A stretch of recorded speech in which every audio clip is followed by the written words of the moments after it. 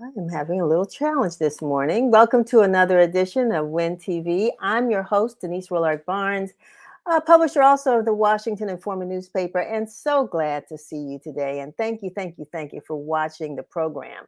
I don't know if you all can see my T-shirt. It says Jazz, and I got picked this up the other night at the opening of the DC Jazz Fest.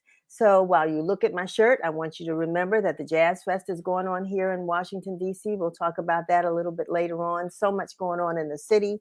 But I just wanted to remind you that there's some great music floating all around the neighborhoods in D.C. So you might want to check out the website while you're listening to the show. And hopefully I'll see you out there somewhere. We hope you've had a chance to pick up a copy of this week's edition of the Washington Informer. You can also read the digital edition online. And I don't, Chevy's away. And so I'm here by myself today. And I don't have the print edition in front of me. And that I think is a first. But at any rate, yes, it's the paper is in print. So if you want the printed copy, you can go to WashingtonInformer.com, and there's a listing of all the places where you can pick up a copy of the Informer. But you can also read it online, the digital edition, as well as all the great stories. Who not many people will go to the website and actually flip pages, but you can do that. But you can go there and read all the great stories that our team of writers have produced for you this week. If you're watching on Facebook, please go ahead and hit share so your followers can see the broadcast. And if you're watching on Twitter, be sure to follow us and we'll follow you back. We're trying to make sure that we stay engaged with you on every platform. So thanks again for all of those things, following us on Twitter and following us on Facebook, and also subscribing to our YouTube channel at Washington Informer TV. That's one word, Washington Informer TV, no spaces, at YouTube, and subscribe. We certainly would appreciate if you would do that. As I always say, newspapers we're struggling all across the country. I don't care whether we're Black, white, Hispanic, whatever the paper is. We're all struggling, but we're doing our best to keep the community informed because local news is so, so very important. And we understand our responsibility to share that with you. So thank you for supporting us, because your support allows us to keep doing what we do. What's in the news this week? Well, I don't know if you all watched last night, but I certainly did, on the edge of my seat as I watched Serena and Venus Williams lost in their what do you call it? Their couples match last night. But they lost doubles. That's what it is. Their doubles match round last night at the U.S. Open, and they lost to. Now I'm going to try to pronounce these names. You all can help me in silence if you'd like to. But Lucy Radeka and Linda Noskova, both of them of the Czech Republic, and they, of course, seem to be very honored to play with these two super powerful and just fantastic athletes. And they won. It's interesting. And so it was an intense match for the sisters. And, they haven't played together in 4 years.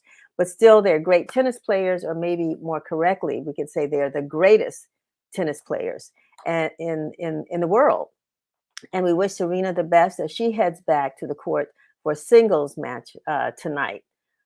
Kelly Goodlett, one of the officers charged with falsifying the search warrant that led to Breonna Taylor's murder, pled guilty this week. And so we will be covering more of this story and so many others. I think there's a new story that's out now, and I hate to call it like new, old, what have you, but a continuing story of a gentleman, I believe, that was shot by officers in Columbus, Ohio. He too was in his bed, and within seconds of them entering his apartment and entering his bedroom, one of the officers shot him, and he died afterwards. So, what's happening not only with police killings, but also this violence that's going on in our streets, not only here in DC, but all over the country. And all people can say is, we've got to do something. We've got to do something. And I think everybody's trying to figure out what is that something that needs to be done. And I keep hearing it over and over again. We can't ask the police to do it all. They can't they haven't. And sometimes in cases when they do, this is what Breonna Taylor is a consequence of those cases. And then we say parents need to do more, teachers need to do more, community organizations need to do more, mayors need to do more, elected officials need to do more.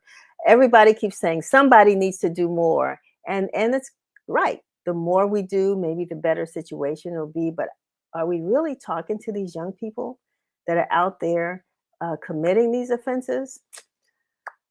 We're going to continue following that story as well, because so many of us in the media, we too realize we need to do more and trying to find answers to help to solve the violence in our streets. On another note, Wendy's, the restaurant, that sat, for those of you all in DC, it sat in the middle of a heavy intersection that had a crazy kind of traffic pattern over there in Northeast on New York Avenue. Well, that's going to be converted into a mural for the DC Walls Festival. We're going to find out more about what that is. I can't give you any details right now. I just know that that's what we've heard, that they're going to turn, at least place a mural there, or something's going to happen in that location. So we'll follow that and give you some more details later. And lastly, in some tidbits, DC has extended the immunization deadline for students. So we suggest that you visit dcps.dc.gov for those important dates and deadlines. Again, that's dcps.dc.gov to get more details about the immunizations. Before school started, there was this edict that students would not be allowed to continue going to classes unless they had their immunizations, I think was within 10 days of starting the school year. Well, those dates have been extended, and you need to know what they are because this is an opportunity for you to get those immunizations for your children in time so that their school year will not be disturbed. Again, it's Labor Day weekend. This is the weekend that we, of course, are all we're traveling. I don't know who's watching the show, but we're traveling and going a lot of places in the city. But first and foremost, I want you to remember that the first Monday of September is the date when the nation pauses to recognize the American labor movement and the work or the contributions that laborers have made to the U.S. And so while we examine the impact of the COVID pandemic, we also recognize that laborers were greatly impacted during this 2-year pandemic and are still being impacted. And we should hope that this time will be taken to celebrate everything from wages to the right to unionize and the broad range of issues laborers are facing and fighting for right now, and providing them the support that they need. We've got airline pilots striking. We've got Starbucks employees trying to unionize, Amazon employees trying to unionize. All of these are folks in the labor or laborers who are just trying to make a living, make livable wages, and to be able to take care of their families. And so Labor Day is the day that we actually acknowledge all of that work, past and present, and show them our support while we're eating our holiday meals, the cookouts and barbecues and everything, and calling it the end of summer. And yes, it is the end of summer. And for many of us, even our children, it's time to go and labor back in our classrooms and our teachers and what have you. So anyway, we'll talk some more about what's happening this weekend. We're going to take our moment now and hear our broadcast from Curtis Knowles. This is WIN TV News, bringing you the news that matters. The Wendy's restaurant, formerly located at Dave Thomas Circle in Northeast Washington, will be converted into a mural as part of the 7th annual DC Walls Festival. The restaurant closed in September, and the building will be demolished early next year to make way for new development. All 4 sides of the building will be painted throughout the festival, which will take place from September 7th through the 17th in the city's Noma neighborhood. Maura Brophy, the president and CEO of the Noma Business Improvement District, said, quote, "We are going to breathe new life into that space, paint it, and give it a fresh look before the ultimate demolition of the building." A D.C. Superior Court judge struck down Mayor Muriel Bowser's order that city government workers are subject to discipline if they aren't vaccinated against the coronavirus. Judge Maurice Ross ruled Thursday that the mayor doesn't have such authority, saying she presently is, quote, permanently enjoined from implementing, imposing, and or enforcing the COVID-19 mandate. The D.C. Police Union challenged Bowser's order, arguing that officers shouldn't be required to be inoculated against the virus. Ross specifically ruled that police department personnel must be reimbursed if they lost any pay due to disciplinary actions due to Bowser's mandate. Mississippi Governor Tate Reeves declared a state of emergency on Tuesday, saying a water crisis in the state's largest city threatens, quote, critical needs and has no end in sight. While residents are accustomed to water challenges, the current shortage of safe running water is particularly dangerous. President Biden approved an emergency declaration in the state, freeing up federal resources to help manage the crisis. Jackson Mayor Chokwe Antar Lumumba said he hopes the emergency will spur various levels of government to address the city's deteriorating water treatment infrastructure, saying, quote, until it is fixed, it means we do not have reliable running water at scale. It means the city cannot produce enough water to reliably flush toilets, fight fires, or meet any other critical needs. Following President Biden's announcement that he's canceling student loan debt of up to $20,000 for specific borrowers, the U.S. Department of Education has said applications for relief under the plan should be submitted by November 15th. Department officials said that they've made the application process simple, and if borrowers fail to apply by November 15th, that they still have until the end of 2023 to file for forgiveness. However, by waiting until after November 15th, borrowers risk having to resume payments after the federal pause and repayment ends on December 31st. Thank you, Curtis, and thanks for explaining that. I'm glad we got a little clarity on that mural project over there at Wendy's. But we're going to talk a little bit more as the program goes on about the student loan forgiveness program, and I'm looking forward to having that conversation. But hey, it's back to school time, and joining us today to talk about the first week of school are Shayla Perkins, a social studies teacher at Cardozo Education Campus in Northwest DC, and Ashton Miner, an English teacher at Anacostia High School in Southeast. Our education reporter, Sam P.K. Collins, will be talking to Nadia Lopez, an award-winning educator and founder of the Mott Hall Bridges Academy, a STEAM-focused middle school in Brooklyn, New York, in 2018. I'm gonna let her and Sam talk about all of her achievements, but I am so excited that she is going to be with us during the show, as well as our other teachers, because it is back to school time. And then, keeping with that school theme, we're also going to be talking to Jamila Bay, our online digital reporter and editor, who also hosts a radio program, Sex, Politics, and the Religion Hour on WPFW. And she and I will have a conversation about Biden's student loan forgiveness program. And we're also excited to have two women who are out there, and I say out there, I hope they're not offended by that, but in Cambridge, Maryland, to talk about Harriet Tubman's statue that's coming to the area, and a conference that's coming up. So we've got a full show for you, and we're going to go right ahead and proceed with our first guest, Ashton and Shayla Perkins. Welcome to WIN TV. How are you all doing? Well, thank you. I'm well. How are you? I'm well, thank you. And we do it for military folks, but I think we need to do it for our teachers. Thank you for your service. Oh, thank you. Thank No you. worries. I agree.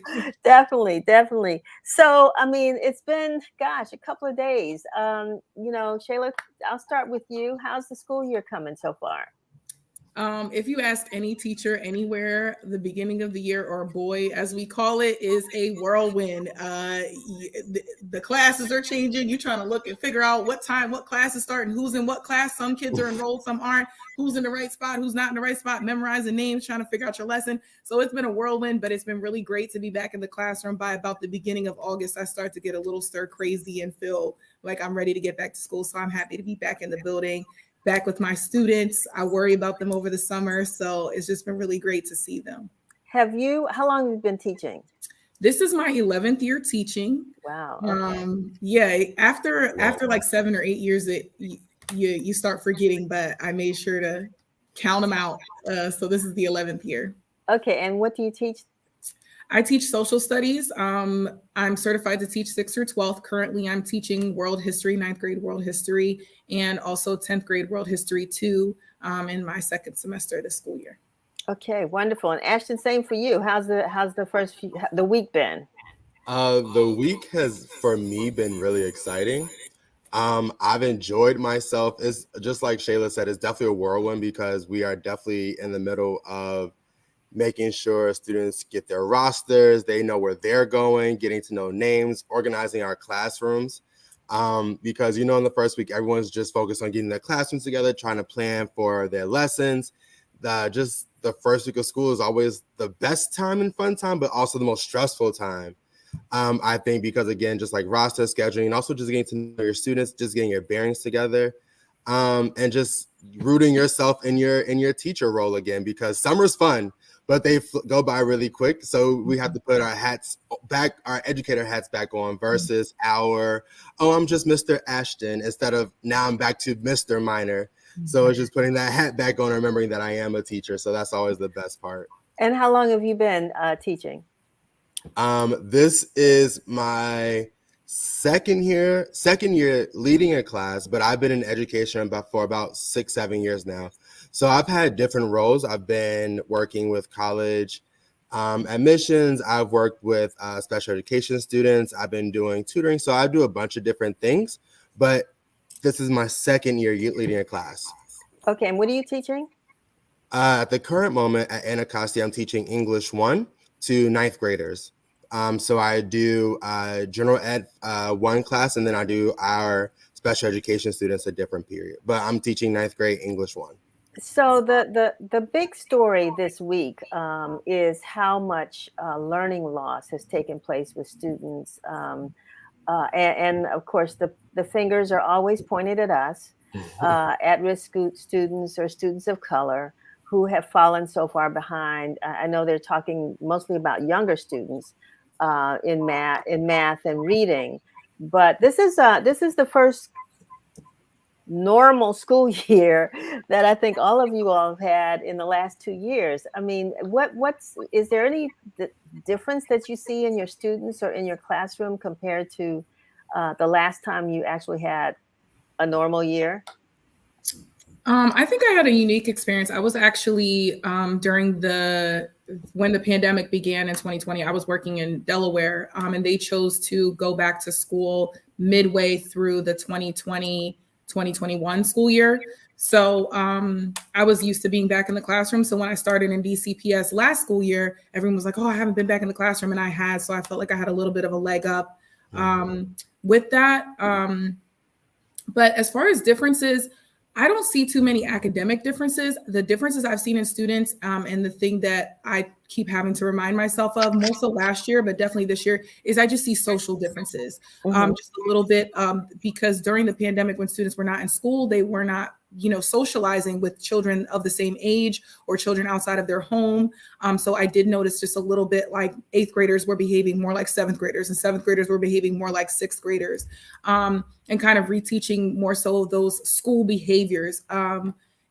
Academics are always challenging. And I think our students especially in urban areas, always struggle with being behind as far as, I shouldn't say always, oftentimes struggle with academics. So I think that that's always something that we're working towards as teachers, and we're, prepared for. But I think it was the social aspect that some of us forgot about, or maybe we're like, why are these kids acting like this? And then we have to remember, no one really told them to sit down and be quiet and raise your hand and be respectful to your peers and say, please, excuse me, thank you, and all of those things. So that's kind of what I noticed. Yeah. So, sorry. So kind of pretty much piggybacking off of Shayla, to me, something that I've noticed is definitely a lot of the social skills, because that COVID year threw a lot of students back in the sense of how to interact with other students their age, because they're looking at the adults around them. So they're doing more adult relation building, not necessarily peer building. And some students, like Shayla said, they regress in the social skills. So now it's just more so rebuilding that and emphasizing the social emotional learning aspect of teaching and learning. Because what I've noticed is that with students who even are in urban areas or just students across the country, is that we have to look at students as a whole student and not just in their academics, because if they are not ready to, if they're not mentally or socially ready to learn, they're not going to want to learn, no matter how often, no matter how much you want to try to encourage them. If they are not in there mentally ready to work, they're not going to.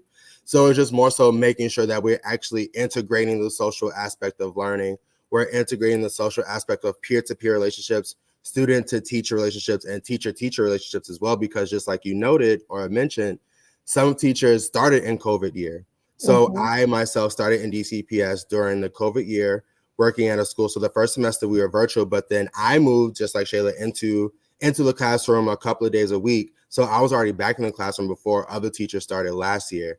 And so being able to see those students in person outside of the technology was actually really important, because you actually got to see how much you can actually influence and help the students versus online, where they're just doing things technology based. So they're just doing it, versus you actually are able to see the skills that they have and where they are and how you can actually help improve it. Well, you all inspire me because you sound like you really love what you're doing. You love working with the students, and we don't get a chance to see that all the time. We just hear all the negative news and the struggles that teachers are having, like getting supplies and making sure the students, have their immunizations and all the issues that really have nothing to do with so much with the actual in-class learning.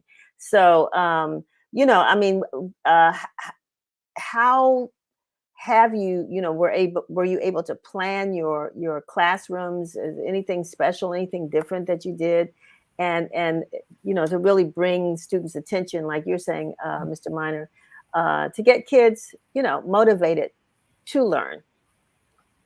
Um, I wouldn't say I did anything extra special this year. Mhm. I think that the main piece, and educators know this, but maybe people who aren't in education don't think of this immediately. The first thing that you can do to get your students engaged in, Ashton spoke about this earlier, is engaging them with relationship building. And the first week is really important for that. Students are not going to learn if they are not mentally ready to learn. You can have the most exciting, amazing lesson prepared, but if your student isn't excited about how they feel about you, if they don't feel safe in the classroom, or they don't feel safe because of maybe how you did or didn't respond to an interaction that they had with a peer, they're going to shut down. So the things that I always focus on, and probably my favorite part of teaching, is my relationship building, learning my students, what makes them feel good, what are they excited about, and the best part of education, and what's kept me in education through all the ups and downs, and the responsibilities and the long hours and all of those things, has been that relationship with my students, seeing them come in. And kids are just great because they're, even teenagers, they're not as jaded as adults. Like, they'll be mad about something one day, they'll come in the next day and be like, "Hey, how you doing?" You're like, "Weren't you just mad at me yesterday because I called your mom?" But building those relationships, or they come to you months or years later and say, "Remember when you told me to do this?" And I go, "Dang, I said that. Wow, that was really smart. That's great. You were listening." So those are the things that I am just excited about, and I focus on. And I've had the great opportunity that I taught 8th grade last year. And I have 9th grade this year. So a lot of my students, because Cardozo is 6th through 12, I've gotten to have a lot of the same students from last year, which has been a benefit, I think, to me, just knowing kind of people's different family situations. Who do I call when I have an issue? What type of response am I going to get? Who likes to have private conversations? Some students want you to take them in the hallway and say, "Hey, like, is everything okay? What's going on?" And some students, you gotta be like, "Hey, sit down." So those are those relationship things that you're doing in the beginning of the year. And that's what I'm really excited about. Right. I don't want to keep you all away from the classroom too long, but Ashton, Shayla talked about communicating with parents.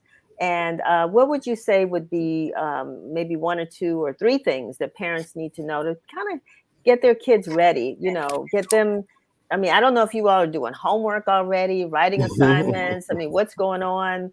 I know you're getting ready, but what is it? How do you communicate with parents, and what advice would you give parents to make sure that their children are staying on track? Well, me personally, I've definitely started to give homework already, because I think reading is very fundamental. And I think as an English educator, I think it's really important that our students are able to access the curriculum no matter what grade level they are. So I'm always encouraging my students to read. And I think that's something important that parents can also do. I think something also parents can do while not enforcing, but implementing reading is letting their child choose something that they would like to read based off their interest. Because something that I've noticed is that students don't want to read something that's forced down their throat. They'd much rather read something that they're actually interested in and actually helping the student understand and comprehend what's being asked or what the book is about. So even if they're reading a graphic novel, a nonfiction, a mystery novel, whatever their interest is, you can always encourage them and ask them questions about what they're reading and getting them to critically think. And I think that's something that we have to remember as educators is that, or even parents, and there are parents that are educators, just giving your students some grace, because again, we are only in our second year after COVID. So I think as a district or even as a whole, everyone's playing catch up from COVID. So because we are catching up from COVID and playing catch up, we have to give our teachers our grace. We have to give our students their grace, to give them their social skills. We have to give them some grace and understanding there's some skills that they have to catch up on. And just asking them questions to ask them, why did you think like this? What brought you to this answer? How did you conceive that? Or what did you read wherever that led you to this? And they are listening. Just like Shayla said, I've had a couple of students that have said, Mr. Minor, you remember when you did X, Y, and Z? And I said, I did what? And mind you, that was the first or second week in school. And now we're at the end of May. And I'm like, oh, I definitely did. That tracks. That sounds like something I said, but I don't remember anything, because they actually are soaking up everything. Right. You know, you have students that give, I'm this tough guy or girl and I don't need your help. But even in those relational moments where you actually just pull them aside and say, hey, why did you do this? Or why did you think like this? Again, critical thinking expands well beyond the classroom. You have to critically think as an adult. And that's what we are gearing our students up to doing. K through 12, no matter what, we're building their life skills, and critical thinking is one of those things. So just giving our students some grace. We all mess up, but we all have to get back up. So just giving ourselves some grace and ensuring that we are doing the best that we can every day. Just showing up is just part of that battle. So, well, I am so glad to hear the passion in your voices as teachers. It makes me want to come and sit in your classroom and learn a little bit more English and Come on over. social studies. We are here. We're here Monday through Friday. I know. Wonderful, wonderful. I want to thank you for taking time out. I know it's a school day and lunchtime and all that. So go ahead and grab something, whatever you need to do before you get back in the classroom. Have a wonderful year, and send us some notes or something. We all want to know how we can support our teachers, to make sure that you all have successful school years, because of your success means the success of our students, and then that carries out to the community. So you play a tremendous, tremendous role. So keep in touch. Thank you. Thank you for having us. Thank you. Sorry, the announcements are going on, but thank you so much. Thank you, and happy good school year, everyone. Thank you. Yes, we have to thank our teachers for their service. I think that's really, really important to do. And I'm just glad that they were here to join us. We're going to segue just a little bit so I can talk with April Bird and Adrian Holmes, and then we'll talk to Dr. Lopez and Sam Collins. But I want to get April and Adrian in. How are you all? Great morning. Great morning. Hi, how are you? We are fantastic. Thank you. I'm glad you are. And you're in Cambridge, Maryland? Yes. Tell us why we should know something about Cambridge. What's so important about Cambridge? Cambridge, Maryland. First of all, thank you so much for having us on. Cambridge, Maryland is in Dorchester County, which is the birthplace of Harriet Tubman. This year, we're celebrating her bicentennial. And so with that, we are unveiling a statue at the Dorchester County Courthouse called the Beacon of Hope. Wow, that is amazing. As I think I mentioned to you before we were on live that the Washington Informer Charities did our annual African American Heritage Tour there a couple of years ago. And this would be an occasion to come back. So we might have to pick another occasion to come back after it's done. But give us some details of when the statue's going to be unveiled and why.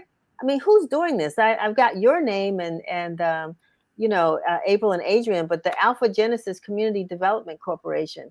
I mean, how did you all get involved in this whole project? Oh, goodness. The first Day of Resilience took place 4 years ago. We tried to do it on her birthday weekend. So the big unveil is Saturday, September the 10th. We want everybody to come out It is going to be a ceremony to be remembered at the Dorchester County Courthouse. The address is 206 High Street, Cambridge, Maryland. Wonderful. And why do you call it a Day of Resistance? Day of Resilience. Resilience. Okay. Day of resilience. I think about Asala is getting ready to do something about resistance. So that's why I was getting a little confused. But so, yeah, why do you call it Day of Resilience? It just, it started, like April said, with the Harriet Tubman Take My Hand mural. If you have seen that one where she's reaching out. And it was at the 400th anniversary of us coming to the United States. And we just wanted to commemorate, the resilience of us as Black people, how we have overcome insurmountable obstacles to still thrive and shine and change communities and change spirituality. So we just are resilient people, and we just came up with the Day of Resilience. And when we say that, we want you to come to Cambridge, remember what happened here, but we also want you to propel and exceed. And that's what this statue represents. It remembers where we came from, but gives hope for where we're going. The name of the statue is the Beacon of Hope.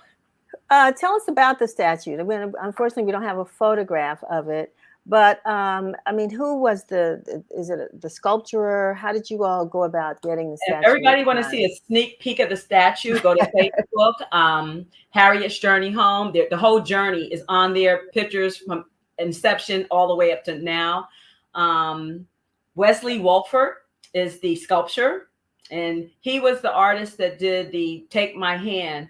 The Journey to Freedom sculpture, which visited Cambridge 3 years ago. 2 years ago. Was it 2 years ago? Oh my God. And that sculpture, Journey to Freedom, which was done by Wesley, travels from city to city. So it's been to Philadelphia, up in New York. Yes. But when it came to Cambridge, it changed our town. It gave us energy, and it's been a 2-year journey to get a statue of our own. And so here we are. And when Harriet Tubman is from Dorchester County, and for us not to have our own statue, have to have the statue, have to have it. Yeah, and you all shared a story also earlier, which I think is so common for so many people. We know Harriet Tubman.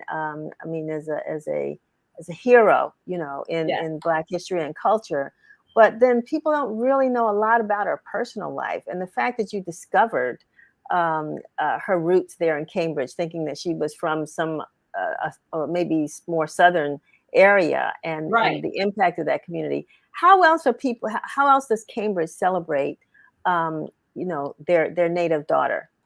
And always have to think about that when I said it that way, but you know what I mean, that she's from Cambridge. How else are you all acknowledging Harriet Tubman there? Well, we have a Harriet Tubman Museum that's been in existence for 50 years. And so that is kind of like the grassroots level of how we all began to understand the impact that this woman has had on the community. So in March, there's a banquet and things like that. And we've expanded on that because there has to be a bigger narrative to accept the public from around the world now. Yes. And so we figured the best way to do that was through art and culture. And to be able to be at the Dorchester County Courthouse, where slave auctions actually took place. Yes. To put this monument is a huge step forward for the Cambridge community and the voices that they will project and change. That's amazing. Go ahead. They sold slaves at the Dorchester County Courthouse, and she's returning to those very hallowed steps to stand for 15,000 years. That's how long we asked. The bronze statue will stand for 15,000 years. That's amazing. That's amazing. And ladies, how did you all end up doing this project? The project called us. Yes, it did. It really did. It wasn't anything that we sought out to do. After we exhibited the first traveling statue, the voice of our community collectively, Black, white, old, young, was clear that we have to have our own statue. It's time for us to do this. And Alpha Genesis is a nonprofit for arts and cultures. So here we are. Mm-hmm. Wow, that's amazing. Well, I want to thank you for taking some time to be with me today. Go ahead. I want to slide in one last thing really quickly. If you go to the alphagenesiscdc.org website, it's not too late to buy to buy a brick and have your brick laid at her footsteps. Become a part of her story by purchasing a brick to put at the base of the statue.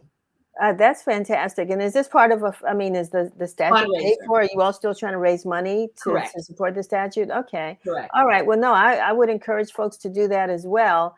Definitely got to come see it. So if I don't get there this weekend, I certainly look forward to coming back there. And that's this next Saturday, September 10th.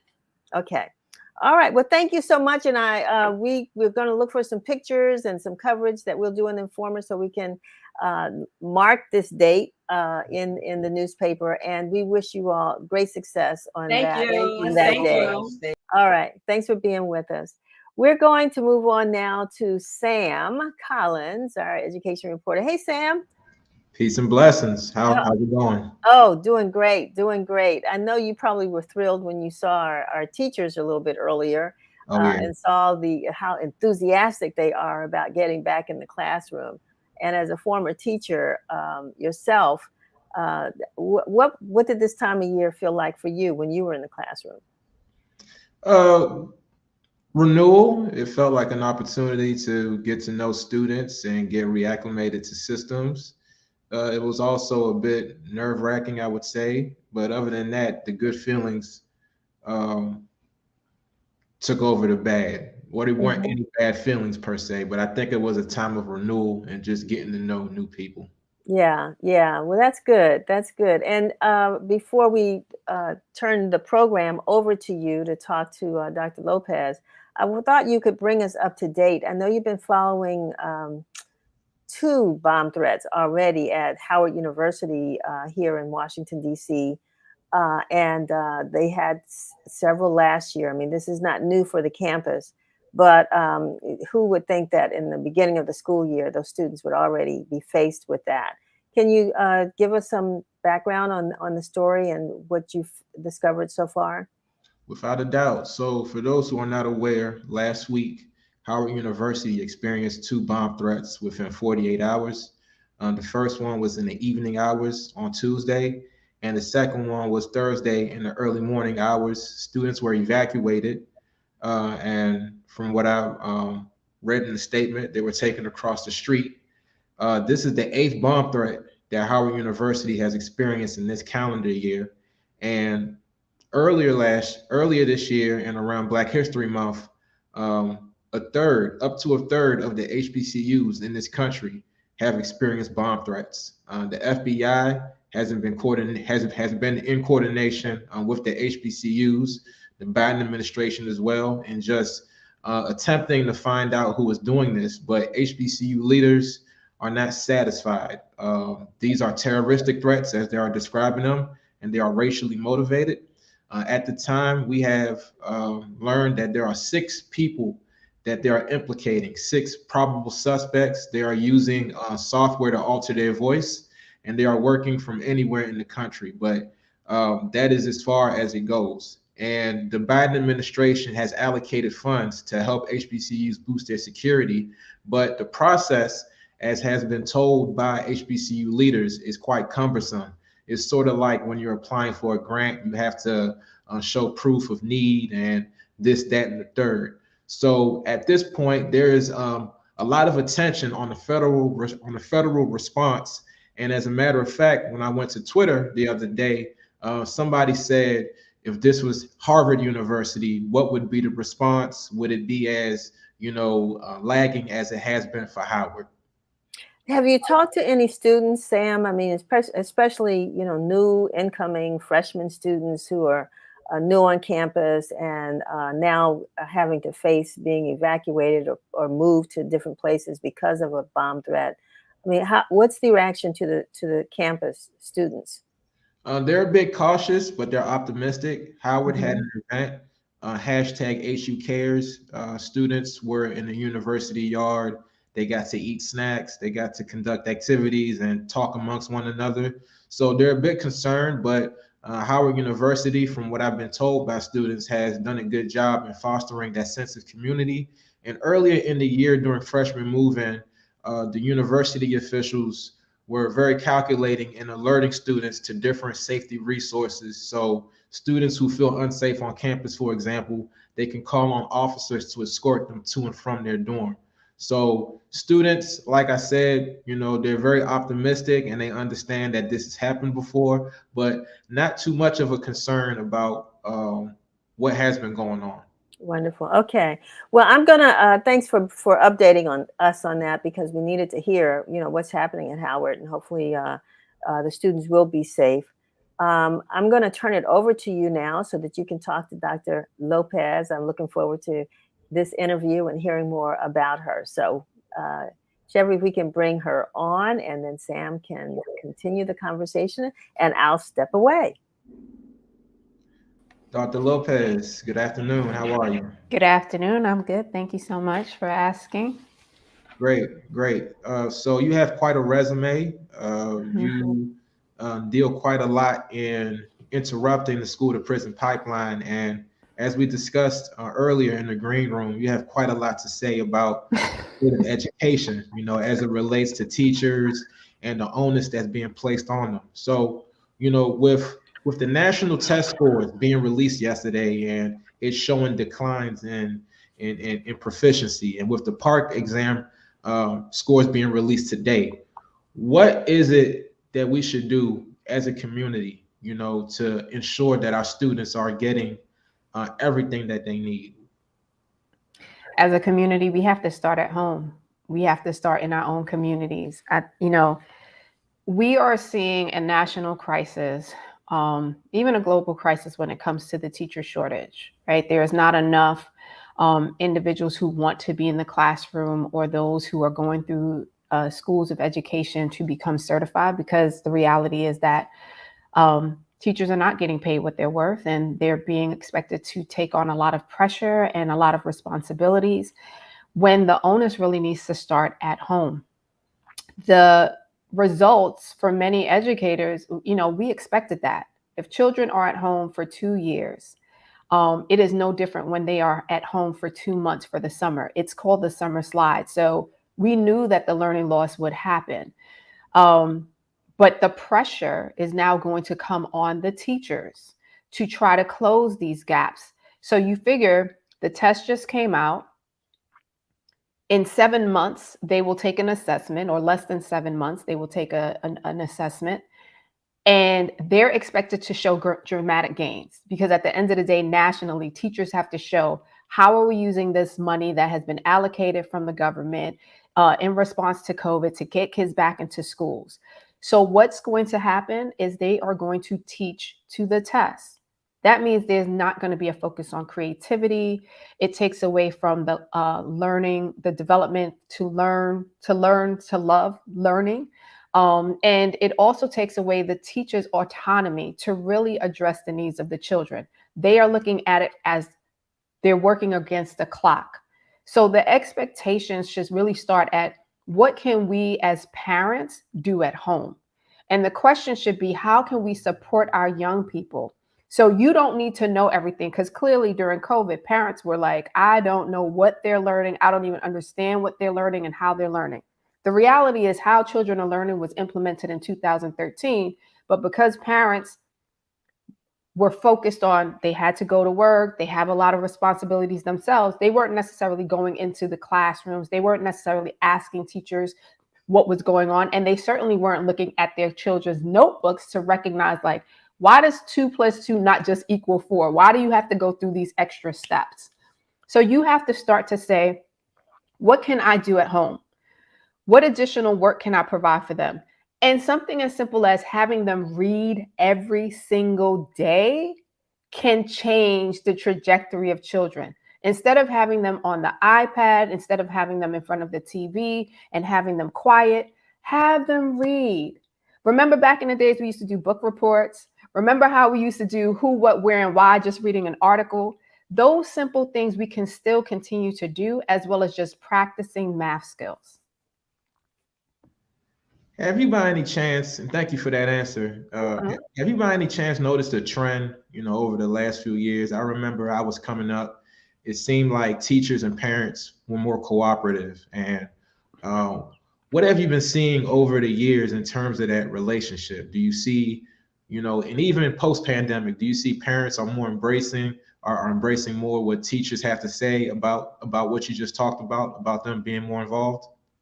I just think it comes down to the school. And I think it starts with one leadership. It starts with the staff in the school and the relationships they have built. There is clearly a disconnect between parents today and parents from, decades before. And the only reason why I say that is because there is such a heavy emphasis right now where parents are worried about having enough income just to survive, right? We know inflation is affecting our families. COVID, there's been a lot of loss. People are dealing with a lot of mental health issues. They're under a lot of stress. And so many of them have been checked out. And so the schools that are doing a lot have to ensure, especially from the leader, to build relationships with families. And it's all about coordinating who is going to be the point person, because it can't be the teacher. And there's so many other individuals in our schools that can support in developing relationships with the families. So you think about guidance counselors, social workers, school aides, parent coordinators, and then even the PTA. How is the PTA, because there should be individuals who are serving in that capacity, being utilized in order to provide information? And in what ways are families being engaged about what their needs are? Because sometimes it's not even engaging them and saying, how can we best meet you in terms of where you're at? What times are you available? What are some of the things that you can participate in, and providing them with opportunities to actually engage in the school, volunteer their time, provide services? Because listen, we are all working and we want the best for our kids, but we also have to be in a position of educating the parent on what they need to do. So as a teacher, we're facing this conundrum. The school year just started. There's a lot of emphasis on testing and preparing for the test. You don't want to lead the profession, but you see your peers are doing it and you love the students. What is it that you would advise teachers to do? I'm going to speak from a place of when I was an educator and what I had to do. I made the classroom into my own. A lot of things that you're going to have to do in order to ensure that children are learning, not for a test, but learning long-standing information that will allow them to navigate through life, is to make the classroom into your own.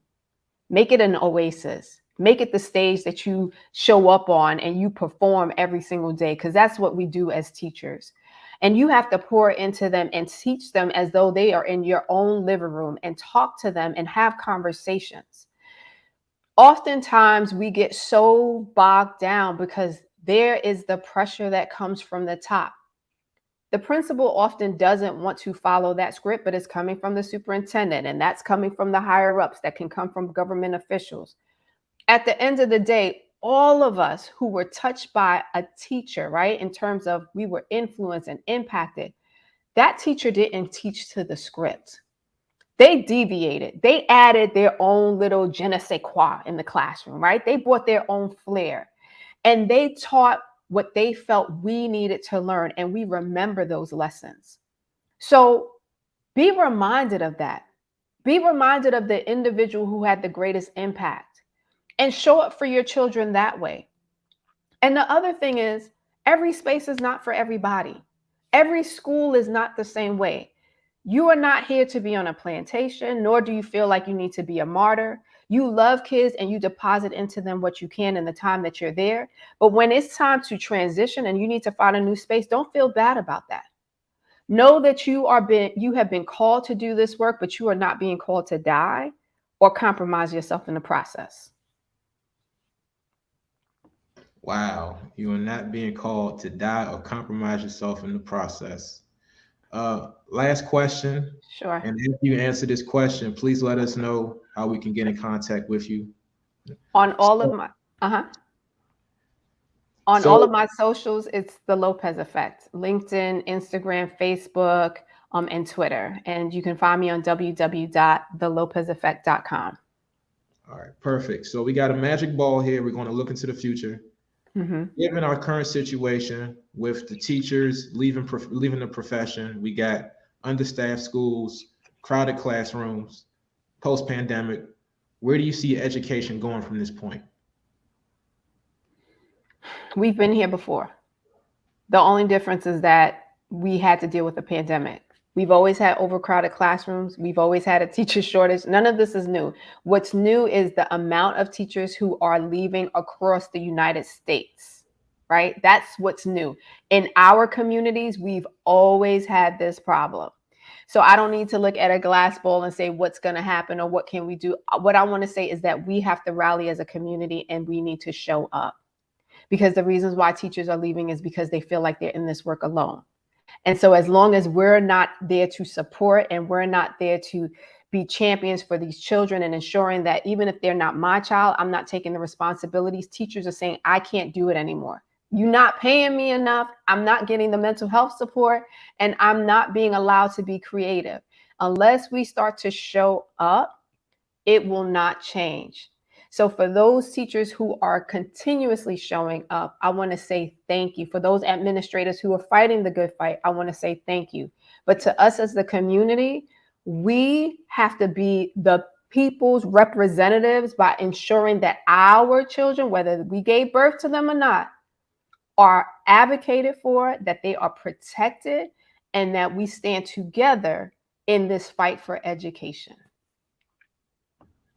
Dr. Nadia Lopez, so poignant. I really appreciate your input, and I'm sure the audience does as well.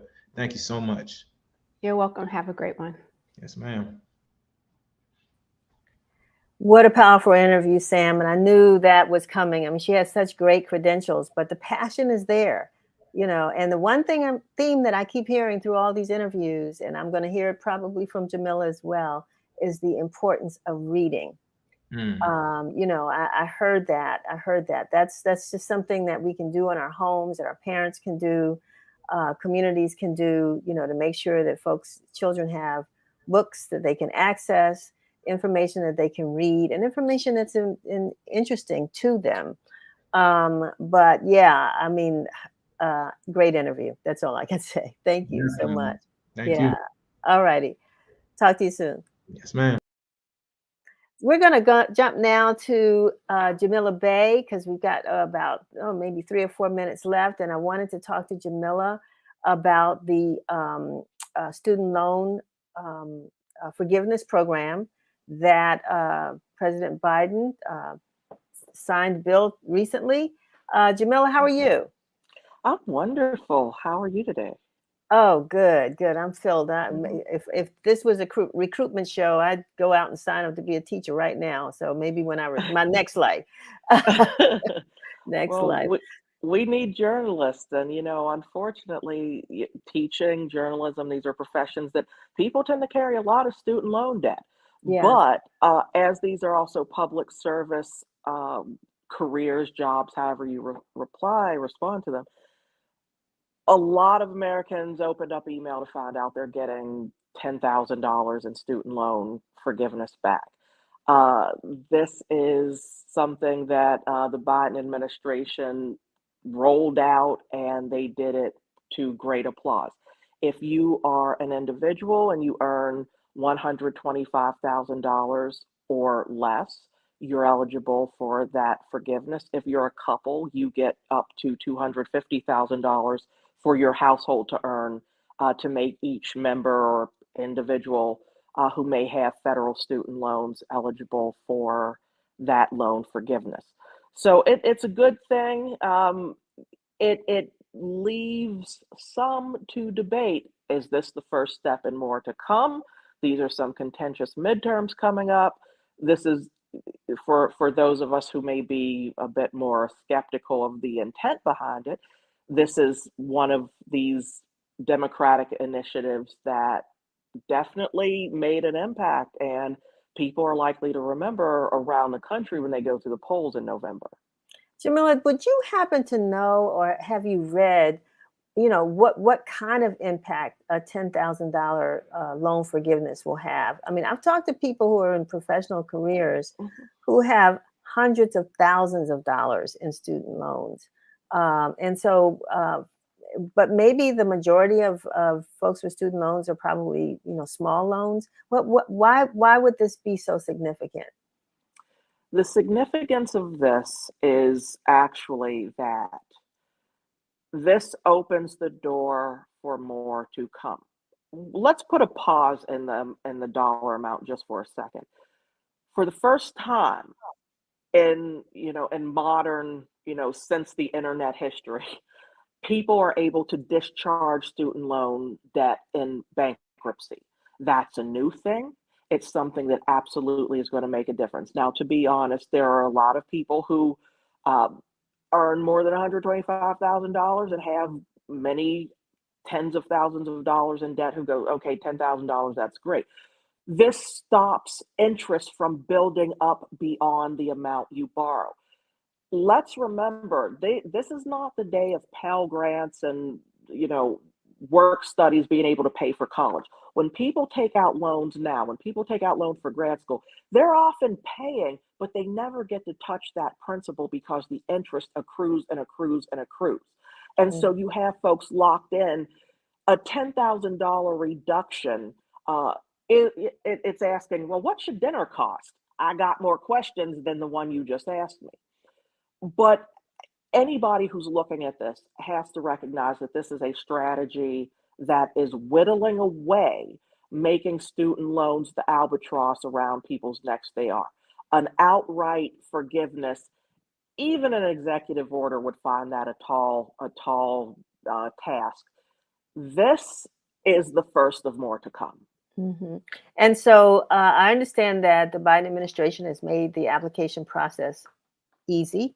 That's what I've been hearing, that it's not hard to complete. It's not hard to get to. It's not like the Affordable Care Act where computers, although I know that there have been times that, there's a lot of computer overload and folks can't connect, but I haven't heard a lot of negative stories about that. And the deadline. So if you can just kind of talk about those two issues as well, how to apply and what the deadline is. So I should have the website in front of me, and I'm not able to pull it up because I'm having it. But student loan forgiveness through, if we could share that site, that would be very helpful. I'm so sorry, I'm on mobile. That's But okay. in addition, what's going to happen come October? Everybody will get you need to do this in the next 30 days kind of thing. The application period is going to close in November. Some would say, oh, around election time. Others will say, make sure that September to October you get your application in and fill that out. People who work in public good, anybody who went to a for-profit university that has United States Department of Education claims about enrollment practices and matriculation. These are folks who are going to get that discharged. If you're someone who paid during the pandemic, you may be eligible to get your money back for the loans that you paid while the pandemic pause in payments was in effect. So that's going to affect people, and that's money in the pocket. There were a number of states that said we're going to tax this. We see backpedaling out of Mississippi. We see backpedaling on taxing student loan forgiveness amounts out of Virginia. More states are following. So, this is some executive branch chess play right here, and it seems to be going over well with we who have borrowed to advance ourselves through higher education. Well, I'm glad that we are able to get that link up, studentaid.gov. Aid.gov. Yeah, AID, studentaid.gov. And sometimes those of us in our community can be very suspicious of programs and kind of lay back and maybe not engage. But would you say that this is not one of those times that we should actually, if we have a student loan, sign up right away? Absolutely. Don't be tardy to this party. And I mean party in the larger sense, not Democrat or Republican. Bad joke. But make sure you get on this. Do not delay. Yes, there are many things that we can think about should have been done. This is being done.